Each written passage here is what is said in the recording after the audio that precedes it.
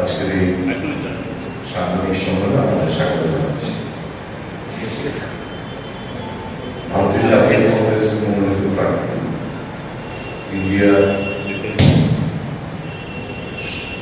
জোটের প্রার্থী ত্রিপুরা প্রদেশ কংগ্রেস কমিটির মাননীয় সভাপতি তথা এক পশ্চিম ত্রিপুরা আসনের প্রার্থী আশিস কুমার সাহা আগামীকাল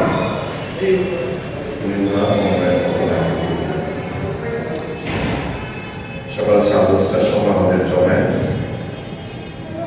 রবীন্দ্রভবন প্রাঙ্গণ এবং রাস্তার এলাকায় প্রেস ক্লাব সহ রবীন্দ্রভবন প্রাঙ্গণ এলাকায়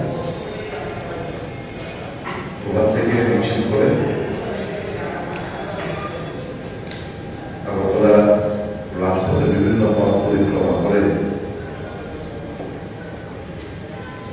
অবলাচনের ওখানে আমাদের মিছিল শেষ হওয়ার পরে প্রার্থী মনোনয়ন পত্র জমা দিতে ডিএম অফিসে যাব। আগামীকালে এই মনোনয়ন পত্র দাখিলে আমাদের কংগ্রেসের একজন নেতা ছাত্র যুবকদের অনুপ্রেরণা কানাইয়া কুমার আগামীকাল এই মিছিলে অংশগ্রহণ করবেন এবং মিছিল শেষে ওই অবলাচনী একটা সভায় সম্মিলিত সভায় বিভিন্ন বক্তব্য রাখবেন। আমার অনুরোধ থাকবে ছাত্র যুবক মায়েরা বোনেরা অভিভাবকরা সবাই আশিস বাবুর সমর্থনে ওনার এই মনোনয়ন দাখিল সবাই অংশগ্রহণ করবেন, আশীর্বাদ জানাবেন এবং ওনাকে সমর্থন করবেন। এই বিষয়টা আপনাদের জানানোর জন্যই আজকে সাংবাদিক সম্মেলন। আগামীকাল শ্রীযুক্ত কানাইয়া কুমার রবীন্দ্রভবন প্রাঙ্গণ থেকে শুরু করে পুরো রাস্তা হাঁটবেন এবং পথ পরিক্রমার পর ওই অবলাচনে জানানোর দরকার ছিল বলে মনে করি। তার জন্য আজকে প্রেস নিয়ে একই টাইমে তো শাসক দলেরও মিছিল এবং নমিনেশন পত্র জমা, এই রুটি কি হবে একই টাইমে? এখানে তো শাসক দলের তারা তো প্রশাসনের ব্যাপার।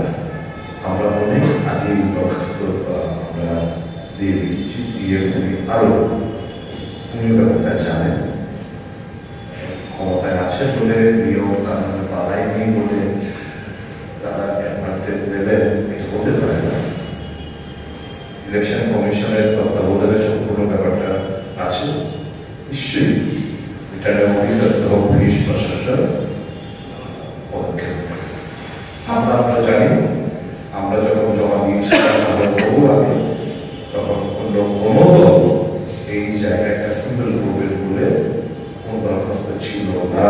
এটা ডিএম আরো সাহেব স্বীকার করেন, এসপি সাহেবের পর্যন্ত আছে। আমরা ধরো জমা করছি আগামীকাল, এটা আমরা জানি। নিশ্চয় ভারতীয় জনতা পার্টির এরা নিশ্চয় তো ওনারা কখনো বলতে দেবে কেউ কারো বাধা দেওয়া তো কোনো কষ্ট ওঠে না। নিশ্চয় ডিএম সাহেবরা, প্রশাসন, আবু সাহেবরা যথেষ্ট ভূমিকা এই ব্যাপারে নেবে বলে আমি বিশ্বাস। মিছিলে কি শুধু কংগ্রেসের অংশ নেবে না, ইন্ডিয়া জোটের অন্য শরীররা অংশ নেবে? ইন্ডিয়া জোটের সব শরীর অংশ। এটা তো আমরা তো গাড়ি ঘোড়া দিয়ে লোকটা